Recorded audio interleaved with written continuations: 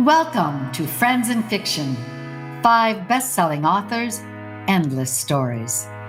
Friends in Fiction is a podcast with 5 best-selling novelists whose common love of reading, writing, and independent bookstores bound them together.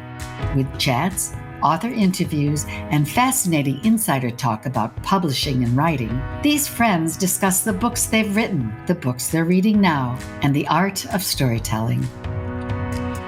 If you love books and you're curious about the writing world, you're in the right place.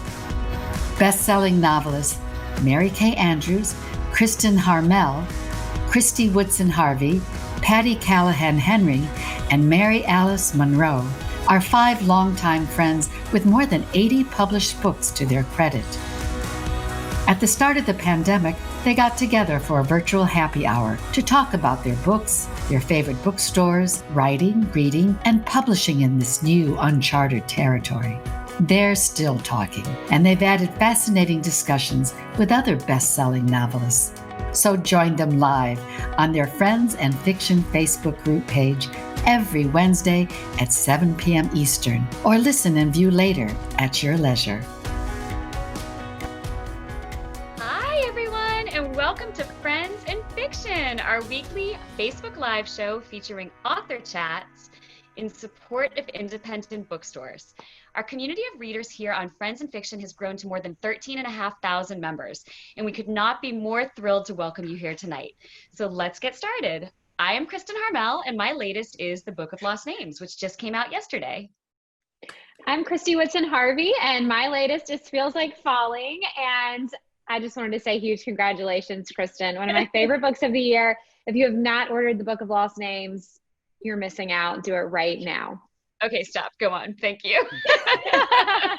Well, looking for our book. I'm Patty Callahan Henry, and my latest is Becoming Mrs. Lewis. And I'm just going to say ditto after Kristen and Christy, because this is celebration week for Kristen's new book, and it is a powerful book, and we're so excited. I'm Venmoing you. Alice Monroe. And my recent novel is On Ocean Boulevard, and today we're celebrating the Book of Lost Names. So exciting. And I'm Mary Kay Andrews. My latest book is called Hello Summer, and I just want to echo what everybody else has said. We're so excited for Kristen and the Book of Lost Names this week, and we can't wait for you to see our exciting guest tonight. Yay! You guys, your checks are in the mail. I'm sorry, I didn't know they were all going to say that. Thank you. That was so nice. So everyone, welcome to Friends in Fiction. We're so glad you're here. So tonight, as you might have noticed, is a very special night for us.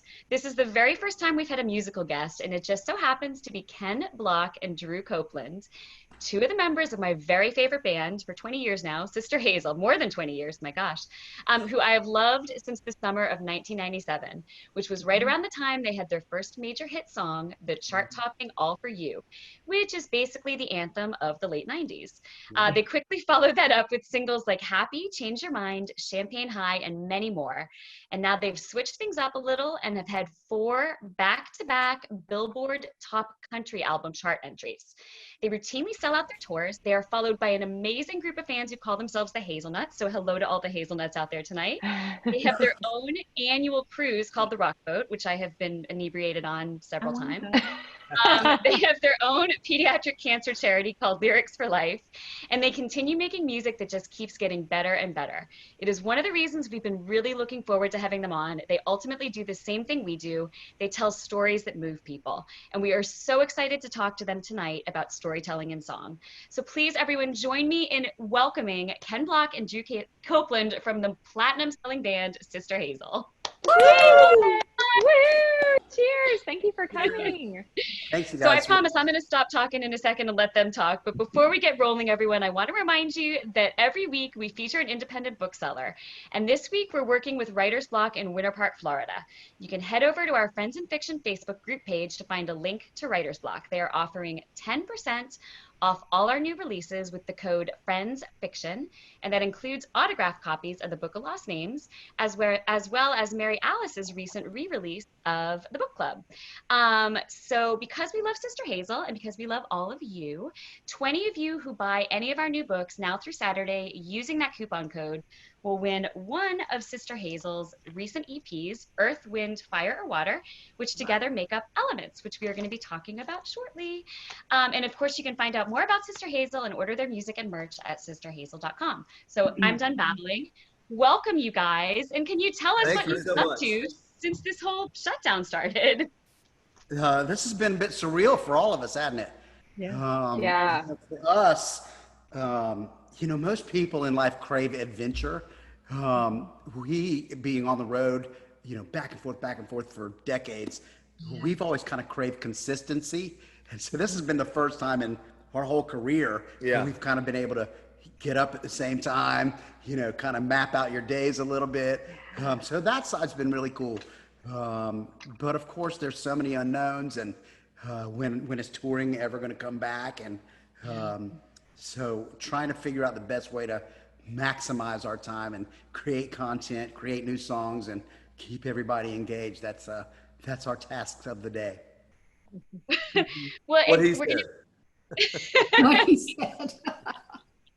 We're going to be talking a little bit about some of the amazing things you guys have been doing during this time. I'm so excited to dig into that. But when we have guests on our show, we love to ask you questions. And each of us likes to ask one. So I was hoping tonight maybe Mary Kay could lead us off because she had a great one about songwriting. Okay. I am so not musical, but the thing I always wonder about songs that really move me, as yours do, is what comes first, the melody or the lyric? Do you do what we do? You're riding in the car and you're like, oh my God, that's a thing, that's a story, that's a melody? Or do you have lyrics and you save them up for when the right melody comes to you? So I've always wondered about that. Is there a first, or does it change from time to time? That's a question that as songwriters we get asked that a lot, because people are curious, especially people that haven't, experimented and tried it. But the truth is, it comes all different ways, exactly like what you were saying. There can be times when you have a subject matter that you want to discuss, and so you sit down and start from that. You have either something that you want to say or a story that you want to tell. You can do it that way. A lot of times in collaboration, depending on who you're writing with, there could be a chord change that somebody comes in with, and then you start from there. So it takes a lot of different forms. I think a lot of times when we write on our own, we're normally inspired by something triggers something, and that starts the process when you're writing alone. And I know I can't speak for you because I've never written with you when we're writing alone. But for me, what you said about being in a car, that happens to me a lot. I'll be driving down the road and I'll come up with a melody idea and I'll think, where do I know that from? And if I realize that it's not a song I know, then I go home and I try to write it. And sometimes those songs come really fast. There was a song that I wrote called Strange Cup of Tea, and I was actually driving around on the campus of the University of Florida, and the whole go Gators. No. And the whole chorus came to me. I was at a stop sign almost, and I almost sang the entire chorus. And so when I got home, I grabbed my guitar and started writing it. And within 30, 45 minutes, I had written probably 95% of the song. So they all come in different ways. I know that Champagne High was one that was a different type thing for you. What made me think of that was what I thought of when you were saying that is on that same record, I was out driving stuff to the dump out toward Newberry, and on the way home, I saw a crooked chimney standing in the middle of a field, and I thought, that's a great line, crooked chimney standing in the middle of the field, which became the first line of this song, Just Remember. And as I was looking at it, I thought, wow, there was a whole house around there and a whole family that had a life in there where they had kids, and that kid learned how to walk, and you know what I mean? And then it had been forgotten. And so the whole story kind of popped in my head on the way home from the dump by seeing that chimney in the middle of a field. But the truth is that there was always just a chimney there. There was never really a house there. It was just a chimney. In his mind, there was a house. Styrofoam chimney. Yeah, why not? I love it. Oh my God, and those are both such great songs. How cool to hear the story behind them. Mary Alice, did you have a question for Ken and Drew? I do. Well, first of all, I love Elements, your new album. Thank you. I own it. I was listening to it all day. I love it. Thank you. And it's a pretty impressive collection of songs. I was really impressed also that you're producing under the independent label Croaking Poets, which I think is a really cool name, and leads to my question. Okay. In 2016, when Bob Dylan won the Nobel Prize in Literature, do you remember that huge debate that was inspired by that? Is our lyrics poetry? So I figure with your name, Croaking Poets, you have to have an opinion on whether lyrics are indeed poetry, or do they share elements of poetry? Well, they share elements of poetry, in my opinion. I think that I am not as well versed in the depth of poetry to be able to say that that's all it is, but there are certainly elements of it. But it's a poetry that has to fit into a meter. It has to fit into a puzzle that we're trying to build with all these different elements, no pun intended. Generally speaking, songs are literary. Now, not all songs are literary. I mean, I would say even between us, there's some that are they're just fun songs or just things, but there are some that are bits of their stories. They're whole pieces. But yeah, that was an interesting thing when that question came up. I believe it is literary. I do too. But what I do compared to what you guys do, it's a different art. This is how I'll say it. On Elements, Jet, our bass player, challenged us to write a complete 1-minute song. And I thought, can I write a complete idea in 1 minute? So I kind of did it. And he goes, I want you to write one for each record or anybody, and then we're going to make them connect so that by the last one, it becomes one piece. Now, so it was really just let's get unstuck, do something a little bit differently. But it's not easy to get a whole idea in one thing. Yeah. It's still left open-ended enough where it can get picked up, and then the same thing, and then the same thing. So with songs, we have a certain amount of time, we got to get rid of superfluous stuff. I can't believe you could do anything in a short period of time. I know, that is not my forte. It is not my forte. But when I was younger, or a young songwriter, I found a bunch of screenplays that my grandfather had written that I'd never met. I'd never met him. But I read them and I thought, I'd never written anything that long, and I thought, wow, he's tying page 2 to page 37, and what's going on here is tying, and I thought, what a mind you have to have. Even, if it wasn't prize winning, it was beautiful, and it was amazing, and it wasn't something that I see myself being able to do. But, so it's different the way you guys kind of write that. So we have to write a little bit more succinctly to get those same feelings in a complete story. One of the things that struck me too, when I was listening to your music today, there's the rhythm, and there's a rhythm, a beat to poetry, and there's a rhythm and a beat to your music.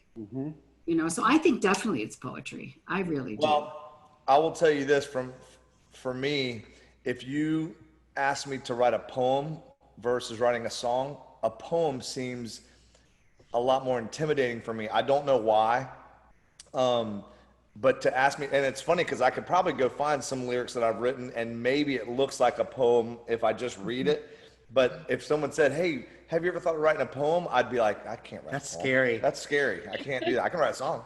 Yeah. And I think you're right. If you listen to your lyrics, it's a poem. Some of those lyrics are absolutely poem. I like the way you think. I do too. And look, in what we do, there are people who are music people, and there are people who are lyric people, and they both get moved equally in different ways. But I have friends that go, years after hearing record, go, I didn't know you were saying that, and I'm like, What do you mean you didn't know this thing? You love that song. Well, and I will say, I was writing a song with a guy that will remain nameless, but you probably know who it is.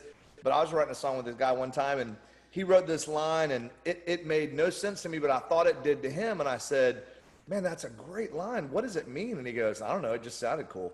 Yeah. And we kept it. And neither one of us know what it means. So That yeah, is amazing. yeah, it's pretty It'll come funny. to him later. Yeah.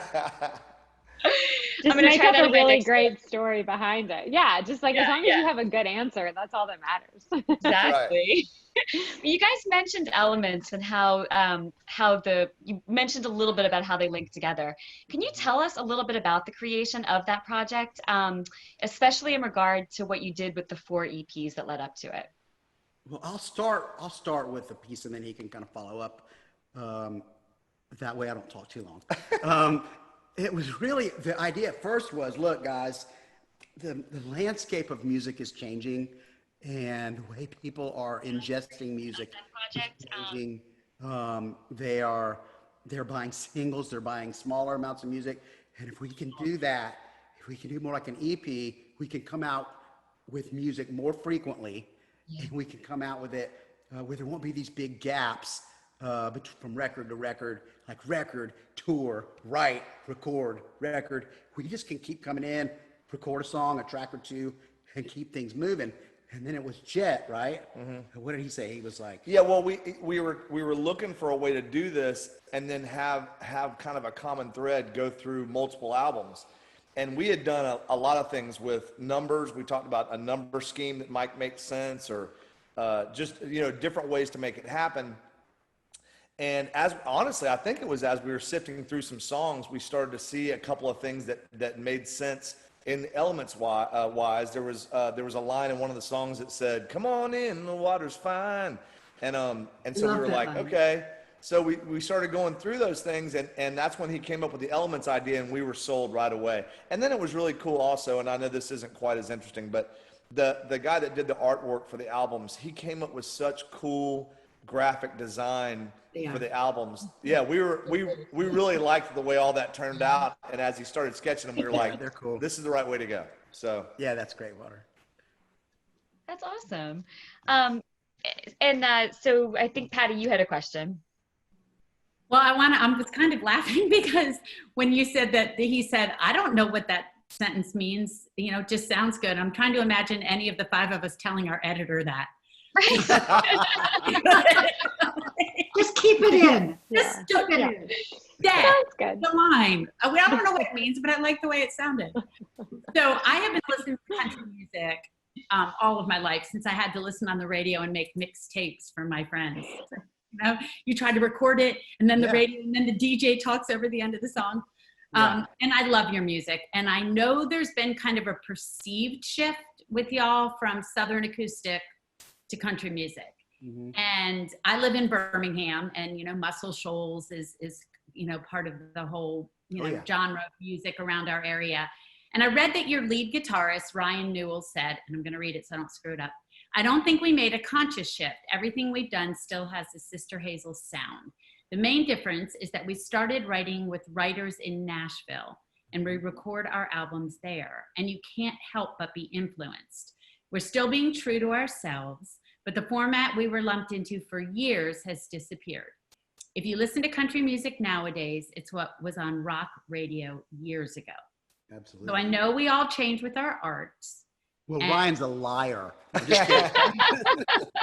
know we all change with our art, and it feels safe to not change. But was it something you noticed while it was happening, or was it more hindsight as you looked at how you had transformed by staying true to your music? I'll tell you that if you go back, and Ken mentioned, just remember, if you go back and listen to our early albums and you put them side by side to Elements, and even Lighter in the Dark, and some of the albums before that, Heartland Highway, Release, all those albums, there's the same thread kind of going through all of it. It's very similar. In fact, I would say our early albums might have even been more country than the stuff we're doing now. There might be a couple of instrumentation things that make people think it leans that way more. And honestly, some of the songs that I've written, I do tend to gravitate that way, but a lot of the times it's not contrived. It's what the song is calling for. So we've never really gone in and said, hey, let's write this country song. We've just gone in and tried to write a good song. Serve the song. And then serve the song. Yeah. If it calls for a steel guitar because that's the sound that is going to create the emotion that you want, then that's what you put on it. And we've been really fortunate to be surrounded by a lot of great writers as well. We've collaborated with some of the best writers in Nashville, and then producers and additional musicians. We've had, we kind of opened our doors a little bit, which we didn't do for a long time in this band, but we opened the doors to collaboration with outside writers and to have, some guest musicians come in and some guys come in and sing on stuff. We had Darius Rucker came in and sang on a song that he and I co-wrote together. Cool. And he can sing pretty good, so we were like, I don't think it could hurt. He's okay. Yeah. Yeah, he's all right. South Carolina boy. The radio is so different. There's satellite radio and streaming services now and all that stuff, but the rock has narrowed. That lane has narrowed tremendously. Alternative rock, southern rock, pop rock, it's narrowed. Country kind of widened and pulled in a lot of different things. So we had always blurred that line between those different genres a little bit. So, we let other people call it whatever they want. We just try to make records that we're really proud of. Yeah, and I would say, back to Ryan's comment, that if you put on one of the old Eagles records or an old Tom Petty record today, if that music came out today, it'd go on country radio. That's where it'd be. Oh, I agree. And I mean, the Eagles you, now have probably come out on skill country. singing. Yeah. Yeah, there's no other other genre that would probably play it. Yeah. Well, it's been amazing too, the way that your sound has stayed in a way consistent, but you've just evolved so much. I mean, as someone who's been following you guys for literally since 1997, I mean, it's but I'm actually outside your house right now. Is that weird? Yeah. This is just my fake Zoom background. I'm really outside. I hope that's not odd to say. No, but I mean,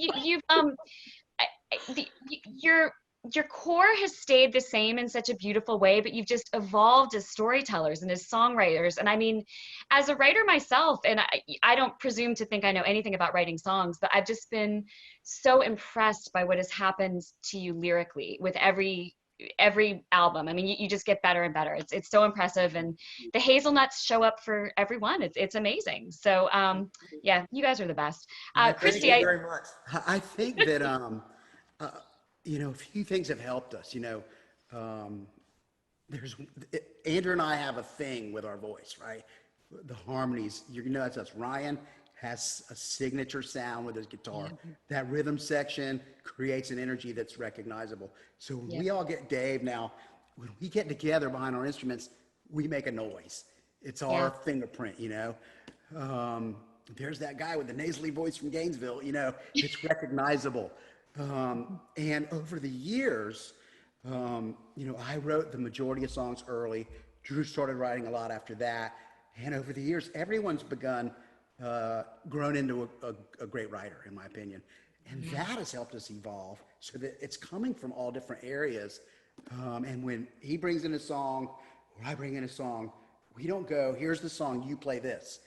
We bring in the song and go, this is what it is. I want you to feel ownership on this. So what do you got? And that took time to develop that kind of trust between us, because at first you come in and, or for me anyway, come in, I'm like, here's the song and I want you to play like this. And I want you to play this exact thing. And I have it in my head a certain way. And then everyone's like, that's not what I wanted to be in a band for. And you give it up a little bit and you see trust. It's trust. And it doesn't come overnight, but it's beautiful when it happens. And then you go, oh man, I wouldn't have done that, but I'm really glad we did. And so having everyone be writers and giving everyone the opportunity to have input is a big piece. Hey, I know that it's your show and not ours, but I have a question for you guys. Can I ask a question? Yeah. As a writer, have any of you taken an extended period of time off from writing? And then when you went back to sit down to write, were you scared? Have you ever experienced that to where you took such a time period off that when it was like, man, I need to sit down and write again? Asking for a friend? I'm asking for a friend. I'm not saying. I'm not saying I'm frightened. I'm just saying I'm a little scared. I haven't written. I mean, I'll be honest, and this is. I know that people are watching this, and it's not just the small group of people. I just haven't written in such a long time, and I need to sit down and write. And I'm like, dude, I don't even remember how to write a song. Like, I don't even know where to start. And so I just wondered if any of you guys have ever I think at the start of the pandemic, I was so freaked out and so stressed and so many emotions. I knew I have a book, I write a book a year, so I knew I had a book due in October, but I couldn't make myself do it. I was intimidated by it. But I think all of us will tell you every time we sit down to write, I have to overcome tremendous fear and self-loathing and imposter, all the things. But yeah, after an extended period, I think the longer you wait, the harder it gets. I know it. Stop it. Starting and finishing. Like when you take the paintbrush off the painting, say it's done. That's true. You go back and That's forth. so true. The middle, when you're working through there, you got your head down, kind of doing it. But that anxiety of getting started and then going, because right now we've had like 3 conference calls with the band about turning in songs, and I'm like, I got a bunch, but I'm scared. I've been scared for 25 years to turn in my songs when they're written. Yeah. I just turn off the camera when they start talking about writing. I'm like, No, but we write. okay, all right. Well, thanks. I want to hear. Oh, yes. No, I was just going to say, we write every morning. And I mean, so I literally worked on my new book this morning. So this afternoon, I'm like reading through my book that's coming out next year for the final time. And I'm reading it and I'm like, I can never do this. Like, how did I do this? I can never do this again. I had written 4 hours earlier, but I was like, oh, I'll never be able to do this. I mean, I don't know what it is. Okay, so I don't think it ever goes away. Yeah. Oh yeah, yeah. It just means you're doing it right. I think that fear creeps in. This was good. Let's just keep this between us, okay? We won't tell Exactly. anybody. No one else is watching. Lay on the We couch. won't tell our thousands of viewers that. Yeah, exactly. Christy, you had a question also. Yes. So when we got together and decided to do this Friends in Fiction show, one of our main reasons for getting together is that we wanted to help. It was during a pandemic and we thought, what can we do besides entertaining people and making them have a good time like tonight? How can we help? And we knew our independent booksellers were struggling. And so we thought, if we can get together and we can help them, we'll be doing something good. And you guys are really known for, supporting other people who are doing good and are really dedicated to doing good yourself. So I was going to see if you could tell me just a little bit about The Heartbeat, which is your amazing new YouTube show, and about your Pediatric Cancer Foundation, Lyrics for Life. It seems like you're really helping highlight the good things and changing the world for the better with both projects. That's very kind. Thank you. And I will tell you that I feel really fortunate personally that all of the guys in the band, it has always been instinct. It's never been forced. It's been something that we all feel very blessed in what we get to do for a living. And if there's a way that we can help a worthy cause by either playing a song or showing up at an event or whatever we can do to try to help that cause, we've always felt a call to do that. And I'm proud of that. The show that we created, we got so tired of everything being so toxic.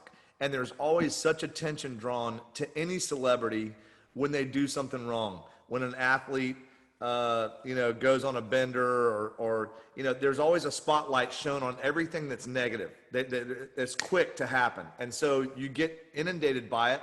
And they talk about, they say that the bad news sells. That's what people want to see. Well, I don't really think that is what people want to see. And none of us do. And so we were like, look, there, for instance, there might be, 3 guys on an NFL football team that get in trouble, right? For doing one thing or another, they get in trouble and they shine a story on that. But they don't talk about the 1,000 other players that are going in their community and wherever they live, and they're raising a bunch of money and they're creating foundations and they're doing things for their community and bettering the place that they're living. And we think that's so important for everybody, for actors and actresses and musicians and athletes. there are so many people that are out doing great things. We thought, man, it'd be cool. Let's talk about that. Like, let's go in and shine a light on that, and let's go to the events, and let's take a camera crew and show them what it's all about, tell them where the money's going to go, talk about how they got involved in that in the first place.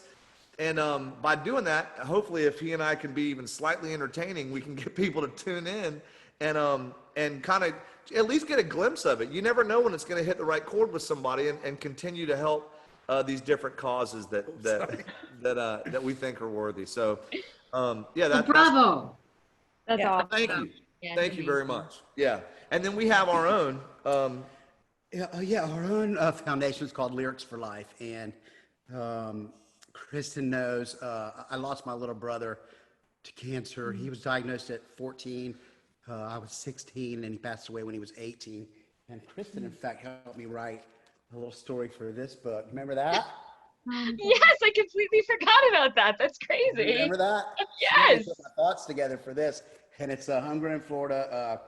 Bill McKean, William McKean put it together. Tom Petty, who's in here, other Florida people. Anyway, she helped me sound like a real writer and get that out. But you don't come through something like that unscathed. That's one of those wounds that to this day, obviously, has a big impact on me. And so all of us in the band have been impacted by cancer in some way, shape, or form.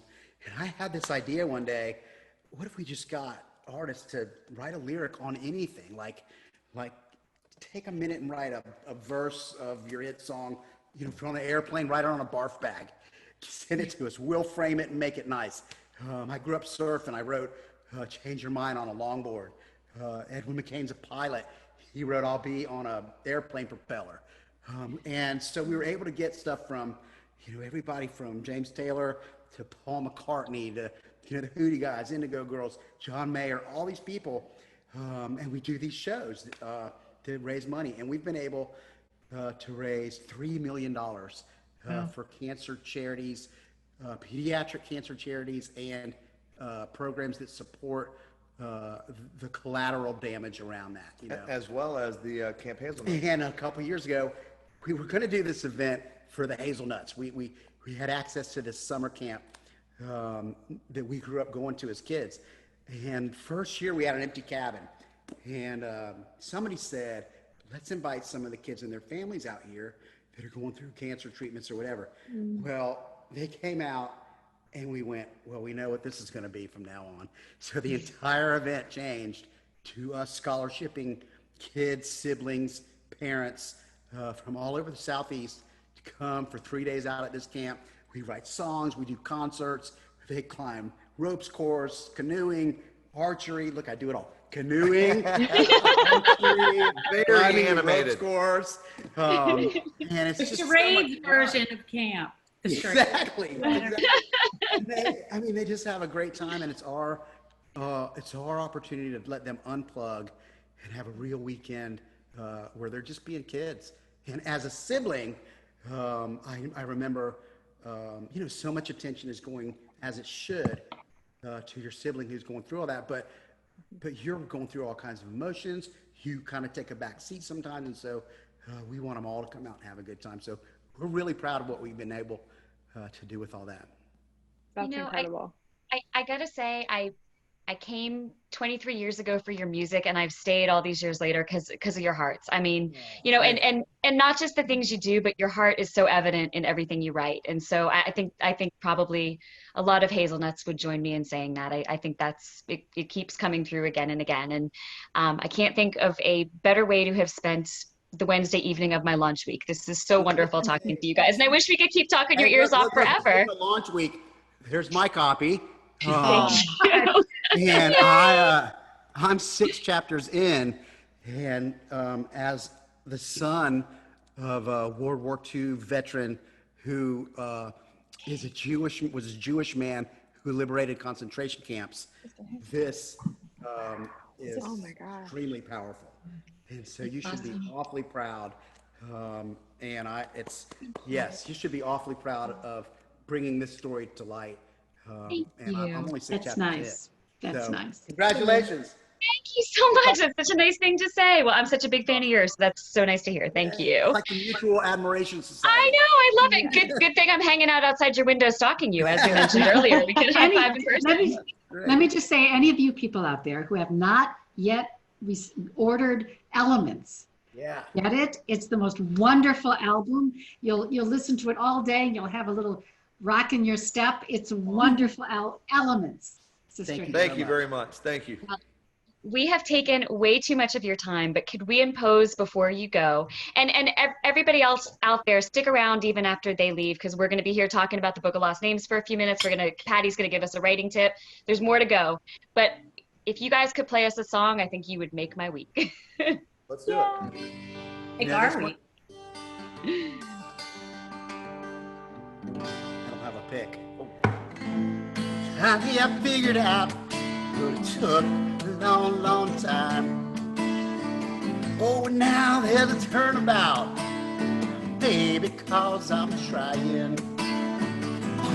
There's been times I'm so confused. on high roads, When it leads to you, just can't turn and walk away. It's hard to say what it is I see in you, and I'll always be with you. Words can't say it, I can't do enough to prove it's all for you. I thought I'd seen it all, cause it's been a long, long time. Oh, but then we'll trip and fall. One try. Whoops. There's been times I'm so confused. baby, on my road When it leads to you, just can't turn and walk away. I don't know what it means, but it sounded cool. It's hard to say what it is I see in you, and I'll always be with you. Words can't say it, I can't do enough to prove it's all for you.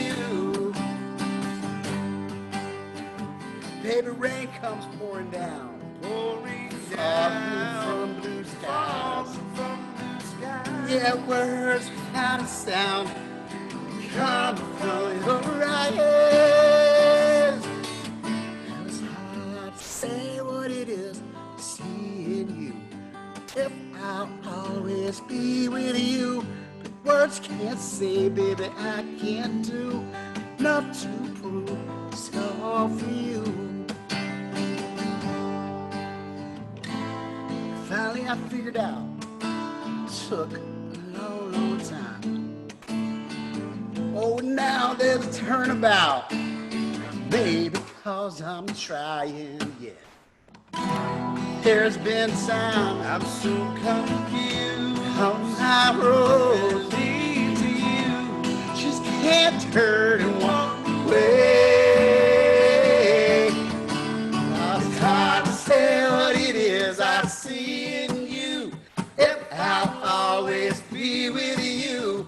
Words can't say it, I can't do enough to prove it's all for you.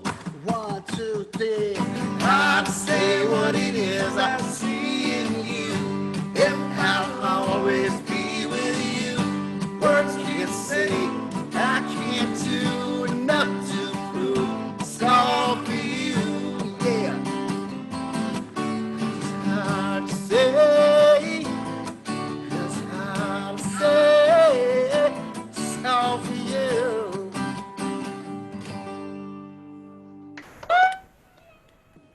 That was so Thank you for great. having Thank us. you so much, Ken and Drew, for being with us. What an That was honor and a amazing. pleasure. Oh my God, it was so great. Oddly, as a writer, I'll tell you this: that song I wrote in about an hour and a half.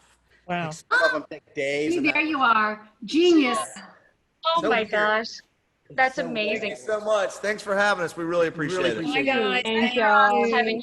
Best Thank you of luck. guys. Thank you. Best of luck with the Such a beliefs treat. and Thank to you. all of your upcoming books. Thank you so much. And to you guys too. Great to see you. Thank you. Bye. And hey, we're still sticking around, everybody.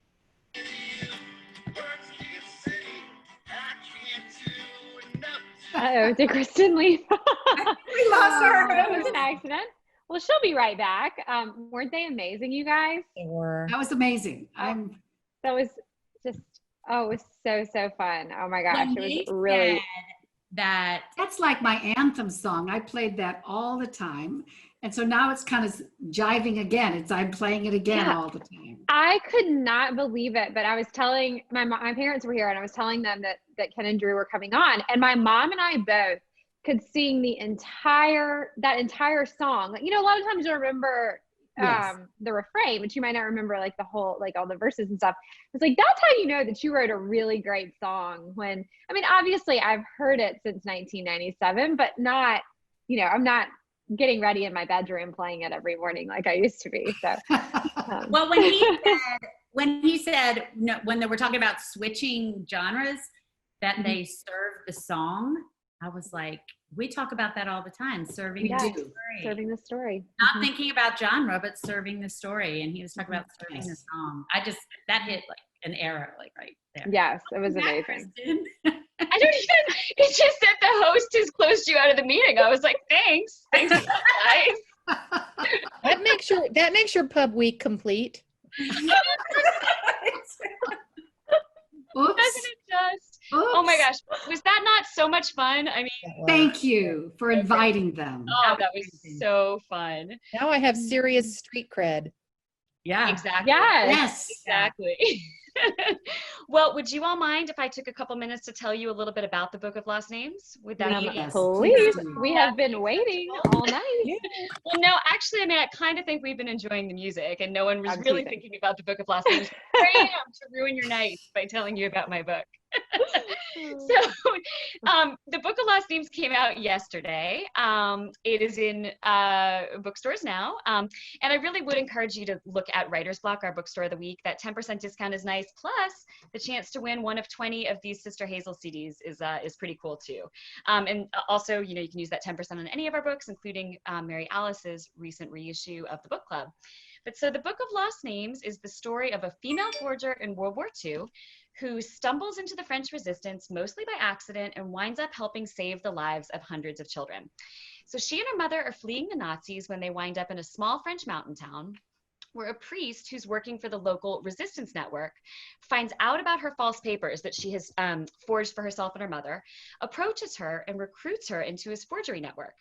So soon she meets Remy, who is an accomplished forger with a little bit of an ego, who grudgingly takes her on as an assistant to help forge identities for escaping Jewish children, who obviously need their identities changed if they're going to get out to Switzerland or elsewhere. So she becomes passionate, though, not just about preserving the identities of the ones who might be too young to remember, but also about just keeping their memories alive, making sure they have a way forward in the future. So she and Remy decide to encode their names in a 1732 religious text, which they begin referring to as the Book of Lost Names, hence the title. So toward the end of the war, the book goes missing. After the resistance cell is blown, Remy goes missing too, and the book has been taken by the Nazis, and so she thinks she's never going to see it again. So 60 years later, Ava is a librarian working in Florida, and she happens to glimpse the book in an article in the New York Times about Nazi-looted books and the search to return them to their rightful owners. So as the story unfolds in the past, we also see Ava in the present trying to summon the courage to go to Berlin, to travel to Berlin, to uncover the last secret and maybe even the last message from Remy that is hidden in the Book of Lost Names. And so I'm not going to take too much of the time. You can see me in 5 million Zooms this week and next week on, all over. I'm inescapable. If you turn on your computer, I will probably be there. It'll probably be glitchy. I'll probably vanish, but I will be there. Tomorrow at 1 p.m. You and me.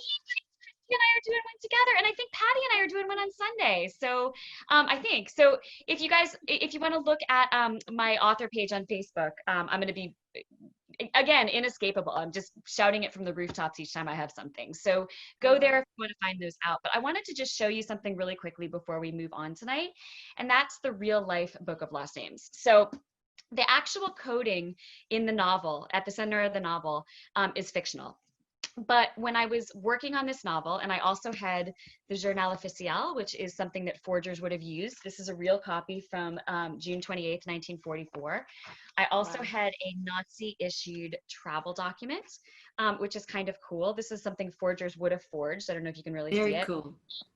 I've needed these things in my hands to really like feel the story, you know, to be able to tell the story. Yeah. And this Book of Lost Names, it is a real 1732 religious text. It almost exactly, the spines match. The covers match. It's amazing. It's like the cover designer was in my head and she had never seen this. But every time I mentioned this book in the novel, I was working from the real pages and doing the codes on the real pages. So this is the real book that it's based on. So that is enough from me about that. But No, I do. Kristen, Yeah. I envisioned it so much bigger. Oh man, Like one of those big. I need to use words better. No, I guess in my mind, I'm thinking of a big biblical thing in the church. It's a religious text, but it was actually just a really common, this was the weekly guide to the masses. So it was just something that you might have found in 1732 in a church pew. So it was, you know, like now you might find a missalette in a church pew. It was that kind of thing. So yeah, really cool to kind of have it and hold it in my hands. But man, next time I'll work better on my specificity of size. Do you know what I really liked about this book that I think is, I mean, it's kind of beside the point. It's such a beautifully told story. And this is certainly a major subplot. But one of the things that really struck me about this story is as children, how little we really know about our parents sometimes.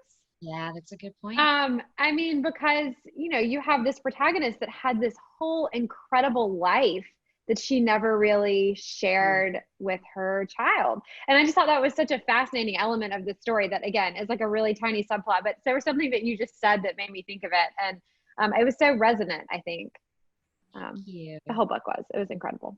I loved it. To say. Well, thank you. Okay, well, so now you all know about the book. You know where to buy it. Writer's Block. We're going to put it. We'll put it on the Friends in Fiction Facebook group page. Use the code FRIENDSFICTION for your 10% off. And actually, Christy, I'm jumping ahead a little bit, I know, and Patty's going to give us a writing tip. But just so I don't have to be repeating myself too many times, Christy, did you want to tell us? Just remind us again about that code and the other books people can find you too. Of course, yes. So if you join our Friends in Fiction Facebook group page, which is www.facebook.com/groups/Friends in Fiction, which you're probably on it, but just in case you're not, you'll find a link under announcements to Writer's Block Bookstore, who is offering 10% off of our new releases with the coupon code FRIENDSFICTION between tonight and Saturday. And since we adore Sister Hazel and we adore all of you, we're giving away 20 copies of their recent EPs, Earth, Wind, Water, and Fire, to 20 lucky winners chosen from among those of you who use that coupon code this week. Among those books, you'll find My Feels Like Falling, Mary Alice's On Ocean Boulevard, the recent re-release of Mary Alice's The Book Club, right? Yep, sorry, The Book Club. Patty's Becoming Mrs. Lewis, Mary Kay's Hello Summer, and Kristen's new novel, The Book of Lost Names, which just came out yesterday. Thank you, Christy. That's perfect. So I do hope you guys will check out Writer's Block. You know, I have to apologize to those of you out there watching, because I know we usually take your questions, and I think we kind of pivoted tonight and thought it would be a little bit more fun to hear from Sister Hazel, and I loved hearing them play a song. But Patty has a writing tip for us, and then we'll be telling you a little bit about what else you can look forward to this summer. So Patty, can you give us your writing tip? I can. I'm going to make this short and sweet. I feel like just listening to Sister Hazel was a writing tip. Everything they talked about. It was. It was. And my favorite was, like I said, the serving the story, instead of worrying about what it is, what genre is it, what is the story and serving it. But just a super quick tip tonight comes from one of my favorite books on writing, which is called, coincidentally, On Writing by Stephen King. And it is the tip he has, and I abide by it, and it's to write with the door closed and rewrite with the door open. And I love it because the editor on my shoulder is not very nice. My real life editor is amazing, but the editor on my shoulder is just, you're not doing it right. It's not right. This is never going to be anything. Just like Sister Hazel was just talking about, all this generated fear. And that tip has helped me more than almost anything with that editor voice, in that I can pretend I'm writing it only for myself. I can write with the door shut and pretend no one will ever see it. And I've had to do that more for some books than others. And then I rewrite with the door open. What is my reader going to think? What are you out there going to think? What are my writer friends going to think? So that's my tip, and it's from Stephen King, and I stole it, which I think he but which is to write with the door closed and rewrite with the door open. I think that is a Excellent. great tip. Yeah, that's really But good. speaking of writing, so all of us have a lot of books out, and if backlist, and Mary Alice has one of her books from, what year was it, Mary Alice? Do you know? I was trying to remember. It was it was early. It was probably late 90s. So it's called The Book Club, and this week is a re-release of The Book Club, published a few years ago. It's been re-edited, updated. There's a note in there from you, right? And Yes. it has a brand new, really cool cover. Cute cover. Yeah, it's a really cute cover. So I just wanted to let y'all know about that too. Well, Thank you. and considering it's from the late 90s, I think it would pair perfectly with that new Sister Hazel item Sister Hazel CD you might win if you order a There book. you go. So immerse That's so yourself in the late true. 90s with the book club and your new Sister Hazel music. Yeah. It's true. It's so That's true. right. A theme night. A theme night. And if you want to throw the Book of Lost Names into your basket while you're picking up those Sister Hazel and Mary Alice, perfect. Perfect. So Mary Kay, do you want to tell us a little bit about what to expect next week? Yes. Our friend, all of us, I think, are friends with the amazing Fiona Davis, whose latest, The Lions of Fifth Avenue, comes out in just 2 weeks. I know Kristen loved it because she's already read it and she blurbed it. And I know Patty's been loving it as well. And Fiona writes great historic fiction. And usually she's got a really unusual approach to her books. I think all of them have been centered around historic buildings in New York City. Is that correct, y'all? Yeah. Anyway, so Yeah. Fiona will be here with us next week, and we can't wait to have her. And this one is centered around the New York Public Library. So And It's just Lions. Who knows I've the names of the lions? ooh, I do. I do. For Prudence and Yes. I think. No. yes, Prudence. and Fortitude. Fortitude. Haha. Oh, I don't. She'll be here to tell us next week. Yeah, we'll get No. I have done a couple of events in the past week with Fiona, since we both have books that deal with libraries. And I'm just going to say this. Somebody has to ask her next week about the dead body. It's not in the book.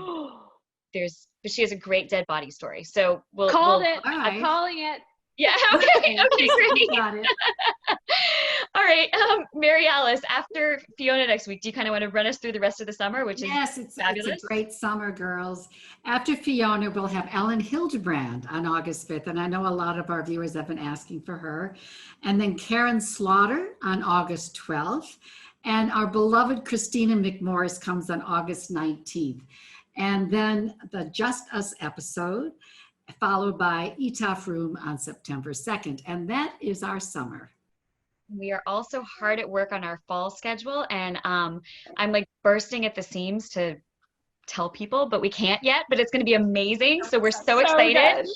And there is going to be a fall schedule, so you guys are going to be able to, not be able to be forced to listen to us for the next 6 months. But we promise we'll make it good. So thank you so much. What a wonderful way to spend our Wednesday evening. We were so honored to welcome Ken and Drew from Sister Hazel, and we hope that you all out there had as much fun with them as we did. I know I'm going to be singing All For You all night. And also Strange Cup of Tea, which Drew mentioned, which is just a song I love that once it gets in your head, it is there. Yes. It's a great song. It's not a bad problem to have.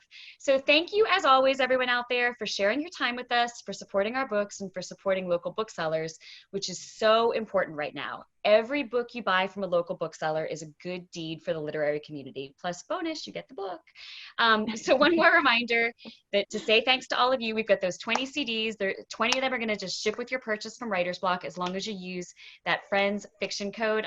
It is up right now on our Friends and Fiction page. I'll put it up again, along with all the links to Sister Hazel. And that's about it. Anything else, ladies? Anything from any of you? Hurrah for you. Don't forget to buy the Book of Lost Names. You and also the book I club. want to say something. Happy book birthday. I want to Yeah. remind people that if you have read a book, not just our book, but any book that you have loved, it's so meaningful to the authors, to their success. If you'll leave a review, an online review. If you have something nasty to say, keep that to yourself. And if you, for example, if you bought a terrible rug pad that you hated, maybe don't give the rug pad review to your favorite author. That happened to me this week. So now on Amazon, it's like, this does not stick to my rug at all, which we all hate when our books don't do that. Our books don't stick to the rug. Yeah, so leave, Amazing. Just remember what Mama said. If you can't say something nice, don't say anything at all. That's right. All right, ladies. All Well, right. thank you so much. And to all of you out there, thank you so much. Thanks for spending some time with us. We are Friends in Fiction, and that's a wrap. Good night.